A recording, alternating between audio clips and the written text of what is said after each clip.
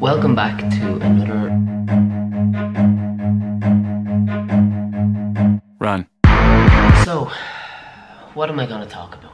Pacing. If you look at Canon 5,000 meter world record, it's basically 60 seconds all the way down. His last lap was like 59 off the top of my head. So what I'm going to talk about is the pacing of yesterday's race, and I just noticed on Strava, and that's what prompted me to actually talk about it, because I wasn't going to talk about it, I had something else to talk about.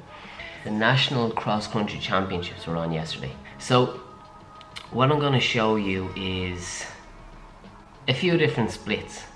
So these are mainly people who actually finished relatively high, like top 20, somewhere outside top 20, let's say top 30 then. So as you can see in the first one, the first mile was 4:47, and then it gradually got slower. So first mile 4:47, next one 4:55, and then his last one was 5:10. That's 23 seconds of a difference in a mile from his first one to his last one. So then we go on to the second person, and 4:55 again, and then his last mile was 5:24. So 30 seconds of a difference. And his last 0.2 of a mile when he's sprinting back is 4:44 pace. But I'll talk about another example, the third person. So first mile 5:05, next his last mile was 5:19. So again, first mile fast, last mile slow. Now the winner, so the winner went from, he still slowed, well not considerably, but he still slowed. So first mile 4:37, and then went down to a 4:50 for his last one. So 4:37, 4:42, 4:47, 4:56, 4:53 and 4:50. So even still there's 13 seconds of a difference between his first and last mile. The reason why I'm talking about this is because a race can be won or lost by pacing and how you pace yourself. So when you go and do a session, your last reps are always your fastest reps. No one trains for the first mile or first rep as their fastest, and then they gradually get slower. It takes discipline to actually pace yourself, to go, okay, I'm not gonna go as hard as I can in the first mile.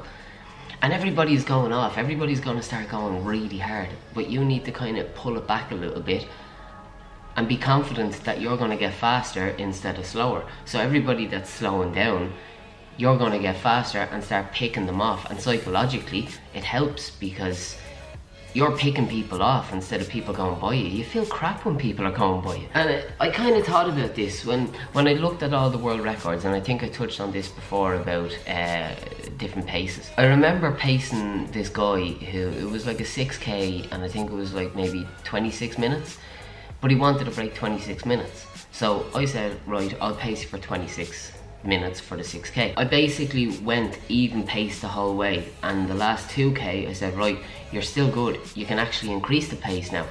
And then his last kilometer was actually way faster than he's ever ran in a race before. So when he averaged it out, he ran a PB and he felt better when he finished, and he had more fun, which I suppose that's the main thing. If you're not going to discipline yourself and go, okay, this is what I'm going to have to do, and this is what, like, basically, yeah, I suppose be disciplined.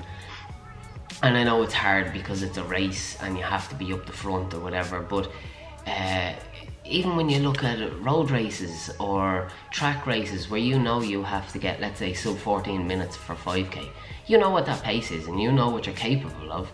So why are you going out at 13:20 pace when realistically you're a 13:50 paced runner? If you're not going to be disciplined, you're not going to have even splits the whole way, what I would suggest doing is replicating that in training. So if you're going to actually go at your hardest for the first rep, do that.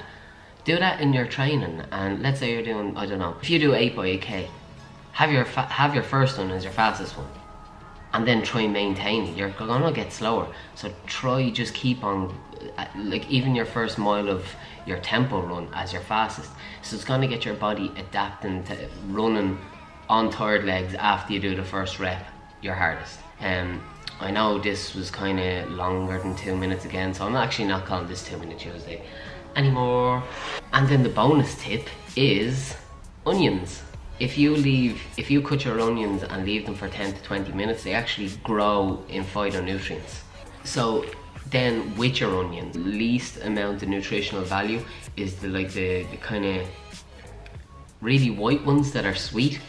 Then it goes to the kind of whiter ones, then spring onions or scallions, then the yellow ones we all use, and then the red onions. The red onions are the best for nutritional value, and cooking them helps them increase the nutritional value.